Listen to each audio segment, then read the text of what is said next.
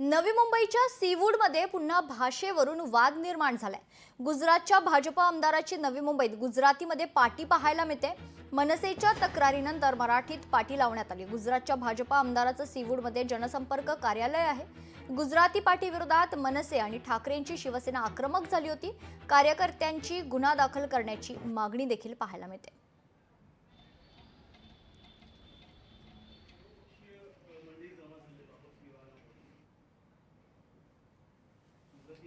एक भाजपच्या जनसंपर्क कार्यालय थाटलेलं आहे। ते पण कोणी गुजरातचे आमदार आहेत, वीरेंद्रसिंह जाडेजा यांनी 17 तारखेला त्यांचं आम्हाला कळलं की त्यांचं कार्यालय इथे त्यांनी थाटलेलं आहे आणि त्याची पाठी पूर्णपणे गुजरातीमध्ये होती। ते आम्हाला कळलं, नागरिकांचे काही फोन आले।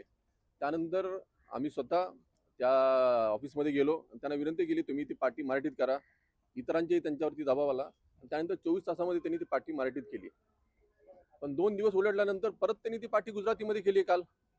हा काय अर्थ आहे? म्हणजे ते गुजरातचे आमदार आहेत वीरेंद्रसिंह जाडेजा, तुम्हाला इथं का जातीय तेढ निर्माण करायचे आहे का? इथं दंगल निर्माण करायचे आहे का?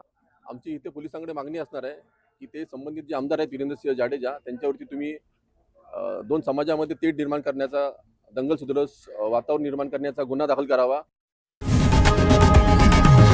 लोकशाही मराठी ऐका, पहा, जागरूक रहा।